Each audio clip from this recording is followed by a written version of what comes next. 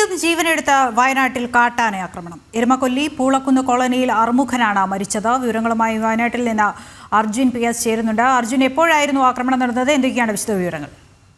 ഏകദേശം 9 മണിയോട് കൂടിയാണ് ഇത്തരത്തിൽ കാട്ടാന ആക്രമണം ഉണ്ടായത്. അർമുഖൻ കടയിൽ പോയി തിരിച്ച് വീട്ടിലേക്ക് പോകുന്ന വഴിയാണ് ഇത്തരത്തിൽ കാട്ടാന ആക്രമിച്ചത് എന്നുള്ളതാണ് നമുക്ക് മനസ്സിലാക്കാൻ സാധിക്കുന്നത്.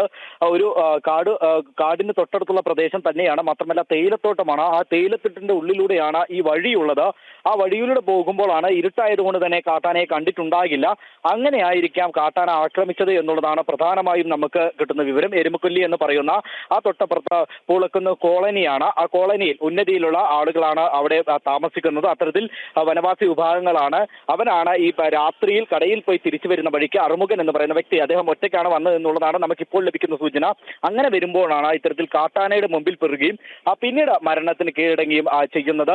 ഇപ്പോൾ എന്തിനാ തന്നെയും ജനങ്ങൾ വലിയ പ്രതിഷേധത്തിലാണുള്ളത്. ആ പ്രദേശത്ത് നിന്നും ബോഡി വിട്ടുകൊടുക്കാൻ നാട്ടുകാർ തയ്യാറാകുന്നില്ല. ഇതിനു മുൻപും വയനാട്ടിൽ ഈ 2 മാസങ്ങൾക്ക് മുമ്പാണ് 3 മരണങ്ങൾ ഇത്തരത്തിൽ കാട്ടാനാക്രമണത്തിൽ ഉണ്ടാകുന്ന 2 മരണങ്ങൾ കാട്ടാന ആക്രമണത്തിൽ ഉണ്ടാകുന്ന ഒരു സാഹചര്യം ഉണ്ടായത്. ഇതിനു മുൻപ് ഒന്ന് നടന്നതും ഈ മേപ്പാടി ഭാഗത്ത് തന്നെയാണ്. ഈ മേപ്പാടി ഭാഗത്താണ് ഒരു വ്യക്തിയെ ഇതേപോലെ തന്നെ ഒരു വനവാസി യുവാവിനെ കാട്ടാന ആക്രമിക്കുന്ന ഒരു സാഹചര്യം ഉണ്ടായത്. മറ്റൊന്ന് നൂൽപ്പുഴയാണ്. നൂൽപ്പുഴയും ഇത്തരത്തിൽ കാട്ടാന ആക്രമിക്കുന്ന സാഹചര്യം ഉണ്ടായിരുന്നു. ഈ ആക്രമണത്തെ തുടർന്ന് മന്ത്രിയൊക്കെ ഈ പ്രദേശത്ത് എത്തുകയും മാത്രമല്ല മറ്റുള്ള ഉന്നത വ്യക്തികളെ എത്തി വലിയ രീതിയിലുള്ള വാഗ്ദാനങ്ങൾ നൽകിയിരുന്നു. ഇനി ഇങ്ങനെ ഒരു ആക്രമണം ഉണ്ടാകില്ല, യാതൊരു വിധത്തിലും ആരുടെയും ജീവൻ പോകില്ല എന്നുള്ള ഒരു വാഗ്ദാനമൊക്കെ നൽകിയെങ്കിലും ഇന്നിതാ വീണ്ടും ഒരു കാട്ടാന ആക്രമണം ഉണ്ടായിരിക്കുന്നു. നമ്മൾ എപ്പോഴും പറയുന്ന പോലെ തന്നെ കൃത്യമായിട്ടുള്ള ഫെൻസിംഗ് രീതികൾ അവലംബിക്കേണ്ടതുണ്ട്. റെയിൽ ഫെൻസിംഗ് രീതി അവലംബിക്കേണ്ടതുണ്ട്. അത്തരത്തിൽ കാട്ടാനയോ അല്ലെങ്കിൽ വന്യമൃഗങ്ങളോ പുറത്തേക്ക് വരാതിരിക്കുവാനുള്ള ആ സാഹചര്യം ഒരുക്കേണ്ടതുണ്ട്.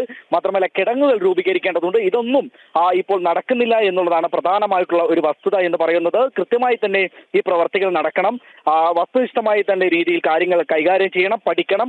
എന്തിനാൽ മാത്രമേ ഇത്തരത്തിലുള്ള സാഹചര്യം ഒഴിവാക്കാൻ കഴിയുകയുള്ളൂ എന്നുള്ളതാണ് പ്രധാനമായും ഇവിടെയുള്ള നാട്ടുകാർ പറയുന്നത്. വയനാട്ടിനെ സംബന്ധിച്ചിടത്തോളം 3 ഭാഗവും ഈ 4 ഭാഗവും കാടാൽ ചുറ്റപ്പെട്ട് കിടക്കുന്ന പ്രദേശമാണ്. അതുകൊണ്ട് തന്നെ കൃത്യമായ സംരക്ഷണം ഇവർക്ക് ലഭിക്കേണ്ടതുണ്ട്. മാത്രമല്ല ഈ കോളനിയുടെ കേന്ദ്രീകരിച്ചാണ് ഇത്തരത്തിൽ ഈ പ്രദേശങ്ങളിലാണ് ലയങ്ങൾ അടക്കമുള്ളത്, തൊഴിലാളികൾ താമസിക്കുന്ന ലയങ്ങൾ ഉള്ളത്. അവർ ഈ തേയിലനുള്ളിയാണ് ജീവിക്കുന്നത്. അതുകൊണ്ട് തന്നെ ഈ തേയിലത്തോട്ടത്തിൽ ഇവർക്ക് കൃത്യമായി തന്നെ ചെന്ന് ഈ പഠനം നടത്തേണ്ടത് ഇത്തരത്തിൽ ജോലി നടത്തേണ്ടത് അത്യാവശ്യമാണ്, അല്ലെങ്കിൽ അവരുടെ ജോലി ചെയ്യേണ്ടത് അത്യാവശ്യമാണ്. അതുകൊണ്ട് തന്നെ ആ ജോലി വ്യാപൃത ആവാൻ വേണ്ടി ഇവരെ സഹായിക്കുക എന്നുള്ളതാണ് പ്രധാനമായും വനംവകുപ്പ് ചെയ്യേണ്ടത് എന്നുള്ളതാണ് ഇവർ പ്രധാനമായും പറയുന്നത്. എന്നാൽ തന്നെയും ഇന്ന് രാത്രിയോടെയാണ് 9 മണിയോടെയാണ് ഇത്തരത്തിൽ കാട്ടാനാക്രമണം ഉണ്ടായത് എന്നുള്ളതാണ് നമുക്ക് മനസ്സിലാക്കാൻ സാധിക്കുന്നത്. എന്നാൽ തന്നെയും പ്രദേശത്ത് ഇപ്പോഴും വലിയ രീതിയിലുള്ള ഒരു പ്രതിഷേധം ഉണ്ട് എന്നുള്ളതാണ് നമുക്ക് മനസ്സിലാക്കാൻ സാധിക്കുന്നത്. അതായത് അവിടെയുള്ള ജനങ്ങളടക്കം വലിയ രീതിയിൽ പറയുന്നത് ഈ മൃതദേഹം വിട്ടു നൽകണമെങ്കിൽ കൃത്യമായി തന്നെ നഷ്ടപരിഹാരം നൽകണം. മാത്രമല്ല ഇനിയൊരു ജീവൻ പൊലിയില്ല എന്നുള്ള ഒരു ഉറപ്പ് നൽകണം എന്നുള്ളതാണ് പ്രധാനമായും നാട്ടുകാർ പറയുന്നത്. അർജുനാണ് വയനാട് നിന്ന് വിവരങ്ങൾ നൽകിയത്.